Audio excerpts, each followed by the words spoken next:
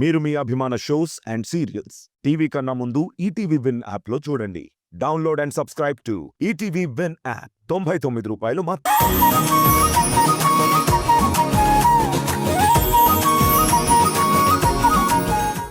నువ్వు ఈ రోజంతా బామ్మ దగ్గరే ఉండు, రోషన్తోనే మాట్లాడు. ఈ ఫొటోస్ నీ దగ్గర ఉంటే ప్రతి క్షణం ఈ ఫొటోస్నే చూస్తూ అమ్మ వాళ్ళని ఎలా కాపాడుకోవాలని ఆలోచిస్తూనే ఉంటావు. మనోహర్, అలా ఏం జరగదు. ముందు ఆ ఫోటోలు ఇలా ఇవ్వు. ఇవ్వను కాక ఇవ్వను. ఏంటి మనోహర్, జోక్ చేస్తున్నావా? ముందు ఫోటోస్ ఇవ్వు. చెప్తుంటే అర్థం కావట్లేదు రాదా నీకు? ఎందుకు చెప్తున్నానో అర్థం చేసుకో. ఈ ఫొటోస్ చూస్తూ కూర్చుంటే నువ్వేం ఆలోచిస్తావో నాకు బాగా తెలుసు. నువ్వు ఇంక ఈ ఫోటోలు అవి చూస్తూ ఎమోషనల్ అవ్వాల్సిన పనే లేదు. ఈ ఫొటోస్ నేను ఇవ్వను. అదేంటి మనోహర్, నా ఫ్యామిలీ ఫోటోలు మా వాళ్ళ ఫోటోలు చూడొద్దంటావేంటి? నేను చూడొద్దు అనట్లేదు రాదా. ఇవి చూస్తూ నీ మనసును పాడు చేసుకుంటున్నావు అంటున్నాను. అయినా మీ వాళ్ళందరూ నీ కళ్ళెదురుగానే ఉన్నారు కదా, ఇంకా ఈ ఫొటోస్ ఎందుకు? నీకు అర్థం కావట్లేదు మనోహర్ నా బాధ. నా కళ్ళెదురుగా నా వాళ్ళున్నా వాళ్ళు నాకు ఏం కానట్టు ఉంటున్నారు. అందుకే కదా అమ్మ ఒడిలో ఉన్న ఈ ఫోటోలు చూసుకుంటున్నాను. అందుకే చెప్తున్నాను రాదా, నువ్వు వీటిని చూస్తే డల్ అయిపోతావు. నిన్ను పట్టించుకునే వాళ్ళే ఉండరు. పైగా నువ్వు బామ్మని చూసుకోవాలి. అందుకే వీటిని తీసుకెళ్తున్నాను. మనోహర్ ప్లీజ్ మనోహర్, ఆ ఫోటోస్ ఇవ్వు. చెప్తుంటే అర్థం కావట్లేదా? ఈ ఫోటోలు ఇవ్వను, నాతో పాటే తీసుకెళ్తాను. Manohar please Manohar, Manohar Manohar please. చూడు, కింద సార్ నా కోసం వెయిట్ చేస్తూ ఉంటారు. అనవసరంగా గొడవ చేయకు. మనోహర్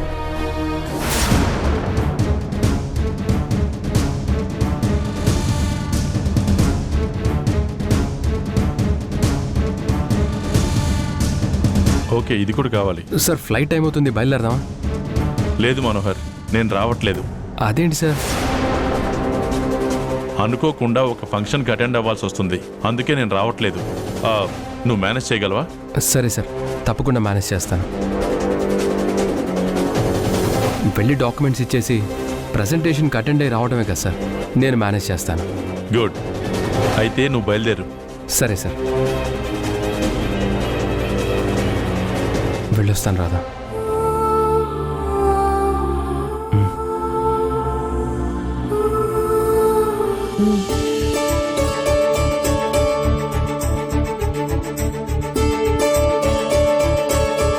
అక్క, కాఫీ.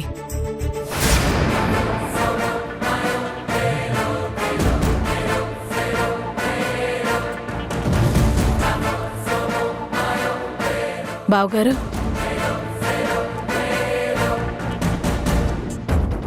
గాయత్రి, ఈరోజు నేను మీ నాన్న ఫంక్షన్కి వెళ్తున్నావు. నువ్వు మాతోరా, నా ఫ్రెండ్స్ అందరినీ నీకు పరిచయం చేస్తాను. ఫంక్షన్ ఏంటమ్మా? మా ఫ్రెండ్ కూతురు ప్రేమించి పెళ్లి చేసుకుంది. అందుకే పెళ్లికి ఎవరిని పిలవలేదు. ఇప్పుడు రిసెప్షన్ పెట్టి అందరికీ పార్టీ ఇస్తుంది. నువ్వు కూడా మాతో పాటు వచ్చావంటే అక్కడ నిన్నందరికీ పరిచయం చేస్తాను. లేదమ్మా, నాకిప్పుడు ఎటు బయటికి వెళ్ళాలని లేదు. నేను రానమ్మా, నువ్వు నాన్న వెళ్ళిరండి. అవును గాయత్రి, ఈ కాలం పిల్లలందరూ ప్రేమించి పెళ్లి చేసుకుంటున్నారు కదా. నువ్వు కూడా ఎవరినైనా ఇష్టపడటం కానీ ప్రేమించటం కానీ చేశావా?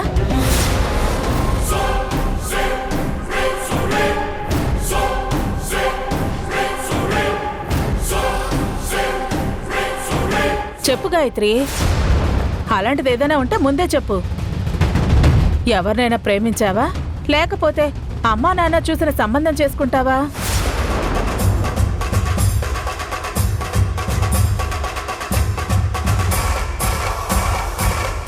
అయ్యో, అలాంటిదేం లేదు పిన్ని. అమ్మా, ఒక్క నిమిషం వస్తాను.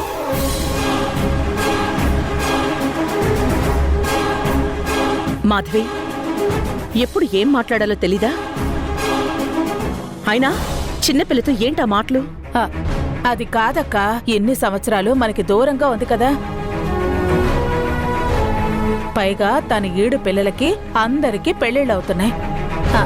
క్లారిటీ తీసుకోకుంటే మనకే ఇబ్బంది లేకుండా సంబంధాలు చూడొచ్చు కదా అని.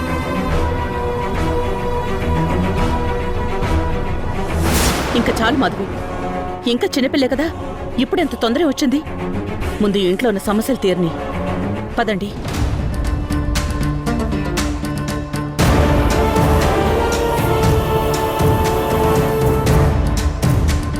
అయినా నేనిప్పుడు ఏమన్నానని నా మీద ఇంతలా ఫైర్ అవుతున్నారు? క్యాజువల్గా అడిగాను, ఎవరినైనా ప్రేమించావా అని. ప్రేమిస్తే ప్రేమించానని చెప్పాలి, లేదంటే లేదు అని. దానికే అక్క నా మీద ఎందుకు అంత సీరియస్ అవడం?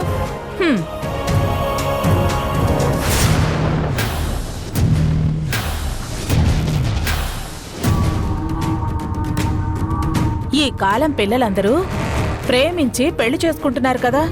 నువ్వు కూడా ఎవరినైనా ఇష్టపడటం కానీ ప్రేమించటం కానీ చేశావా? లేకపోతే అమ్మా నాన్న చూసిన సంబంధం చేసుకుంటావా? ఇప్పుడెంత తొందర వచ్చింది? ముందు ఇంట్లో ఉన్న సమస్యలు తీరని.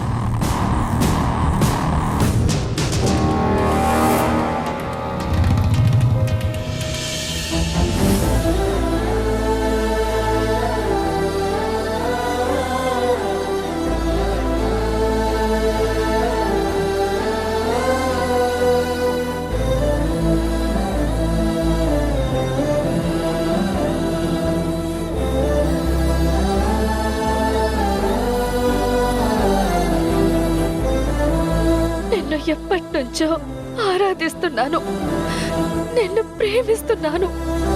ఈ లోకంలో అన్నింటికన్నా ఎక్కువగా ఇష్టపడుతున్నాను. కానీ నా మనసులో నీ మీదున్న ఇష్టాన్ని ఏ రోజు నీకు చెప్పలేకపోయాను. సమయం చూసి నీతో నా ఇష్టాన్ని పంచుకునే లోపు నువ్వు నాకు దూరమయ్యావు. నీ దూరాన్ని భరించలేని నేను నిన్ను నీడలా వెంటాడుతూ వస్తూనే ఉన్నాను. అలా నిన్ను వెతుకుతూ వస్తున్న నాకు ఒకరోజు నువ్వు కనిపించావు. నిన్ను చూడగానే నన్ను నేను మర్చిపోయాను. నువ్వు నాకు ఎదురుగా ఉన్న ఆ క్షణం నువ్వు కూడా నా కోసమే తిరిగొచ్చావు అని ఆశపడ్డాను. ఆ ఆశతోనే నా మనసులో ఉన్న ఇష్టాన్ని నీతో పంచుకోవడానికి సిద్ధపడ్డాను. కానీ నా మనసులో ఉన్న ప్రేమ నోటి నుంచి బయటకు రాకుండానే నువ్విచ్చిన షాక్కి నేను ఈ రోజు కూడా తేరుకోలేకపోతున్నాను.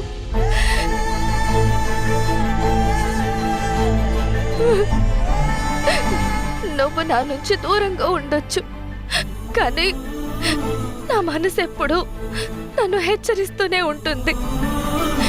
నువ్వే నా జీవిత భాగస్వామి అని. ఎప్పటికైనా నిన్ను దక్కించుకునేది నేనే అని. నా పక్కన నిల్చునే అర్హత నీకు తప్ప ఇంకెవ్వరికీ లేదు. నేనంటూ ఎవరికైనా దక్కాలి అంటే అది నువ్వే అవ్వాలి. నేను నిన్ను దక్కించుకుంటాను అన్న నమ్మకం నాకుంది.